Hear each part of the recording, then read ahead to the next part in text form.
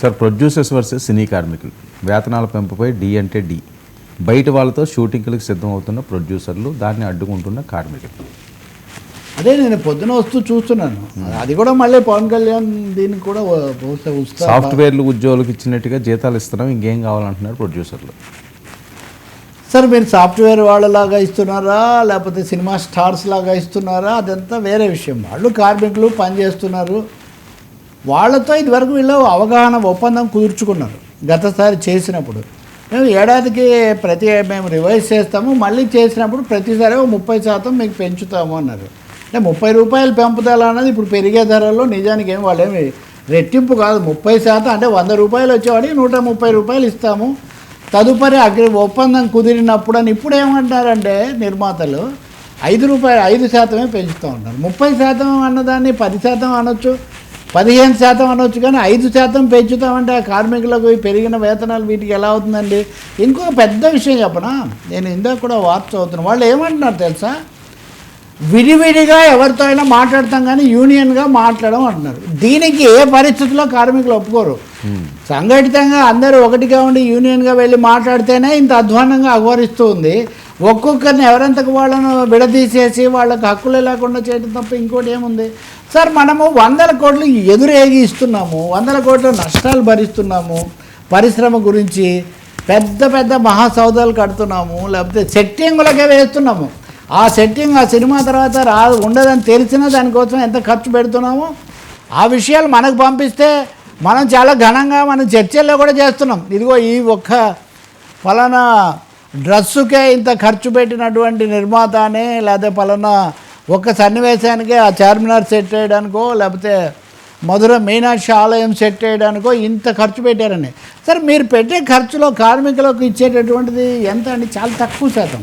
కావాలంటే నేను మీకు రేపు మరిన్ని వివరాలు కూడా చెప్తాను. వాళ్ళు కార్మికులు యూనియన్గా ఉండి మీరు చెప్పిన సమయం ప్రకారం ఒప్పందాన్ని పునరుద్ధరించుకోండి అంటే పద్ధతి ప్రకారం మాట్లాడే బదులు యూనియన్నే మేము గుర్తించామంటే ఖచ్చితంగా వాళ్ళు ఒప్పుకోరు.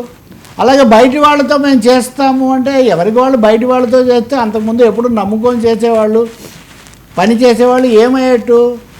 కార్మికులు పని చేయకుండా ఒకటి కెమెరా మోసుకొచ్చేవాడు, లేకపోతే కుర్చీలు వేసేవాళ్ళు, డ్రైవర్లు, వీళ్ళందరూ లేకుండా నడుస్తుందా? కాబట్టి తాజ్మహల్ నిర్మాణానికి రాళ్ళెత్తిన కూలీలు ఎవరు అన్నట్టుగా ఈ తళతళల మెలమెలల వెనక ఉన్నటువంటి చెమట కార్చేటటువంటి మామూలు వాళ్ళకేదో దాన ధర్మంగా వాళ్ళు పని చేస్తేనే ఇస్తున్నారు సార్. చేస్తేనే ఈ సెట్టింగ్ కట్టాలన్నా కళాదర్శకుడు ఒక రూపకల్పన చేస్తాడు, కానీ ఆయన వెళ్ళి వాటిని ఏర్పాటు చేయడే.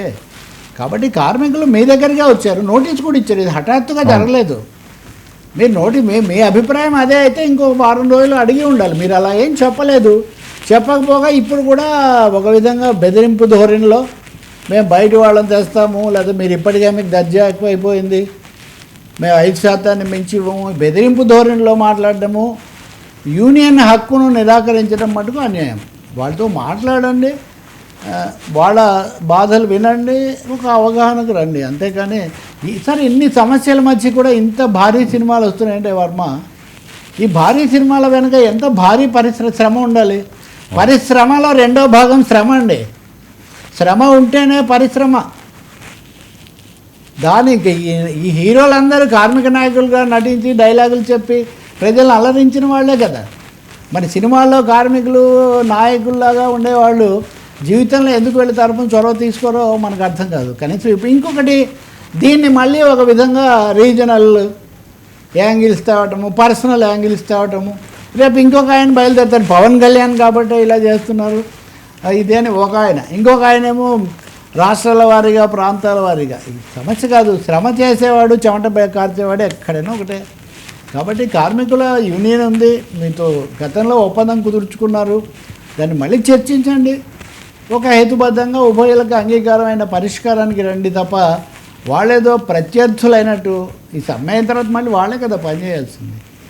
కాబట్టి ఖచ్చితంగా కార్మికుల మీద ధ్వజమెత్తడం, వాళ్ళేదో గొంతెమ్మ కోరికలు కోరుతున్నారు అన్నట్టుగా చెప్పడం నిజం కాదు. ఇంకొక పెద్ద సమస్య ఉంది వర్మ, సినిమా పని అనేది సంవత్సరంలో 365 రోజులు ఉండదు. అవును, మామూలు ఎక్స్ట్రా ఆర్టిస్టులు వాళ్ళందరిది కూడా ఇదే సమస్య.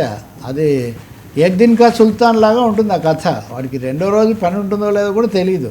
కాబట్టి అన్నీ దృష్టిలో పెట్టుకొని వాళ్ళ జీతభత్యాలు నిర్ణయించాలి. కానీ వాళ్ళ మీద పిచ్చుకు మీద బ్రహ్మాస్త్రంలాగా మన కోసం పనిచేసే కార్మికులను ప్రత్యర్థుల్లాగా చూడడం సరికాదు. శాంతియుతంగా ప్రజాస్వామికంగా చర్చించి ఒక అవగాహనకు వస్తారని మనం ఆశించాలి. నా ఉద్దేశంలో ప్రభుత్వం కూడా చొరవ తీసుకో తెలంగాణను హాలీవుడ్ చేస్తాము అని ముఖ్యమంత్రి రేవంత్ రెడ్డి గారు చెప్తున్నారు. మరి హాలీవుడ్ కావాలి అంటే సినీ కార్మికులు, కళాకారులు, సహాయకులు అందరూ ఉండాలి కదా. ముందు టాలీవుడ్ని కాపాడుకో, ముందు టాలీవుడ్ను కాపాడుకుంటే తర్వాత హాలీవుడ్. కాబట్టి ప్రభుత్వం కూడా చొరవ తీసుకొని దీన్ని ప్రశాంతత పునరుద్ధరించాలి. దాడులు ఇట్లాంటివి జరగకుండా చూడాలి. ఒకటే సమస్య, పోటీ కార్మికులు తెచ్చినప్పుడు ఆటోమేటిక్ అవుతుంది. కార్మికులే, వాళ్ళు కార్మికులే, వీళ్ళు కార్మికులే, వీళ్ళ మీద వాళ్ళని ఉసిగొల్పటం అది అనవసరం. మీరు చర్చించి ఒక పరిష్కారానికి రావడం మంచిది. పెద్దలు ఉన్నారు,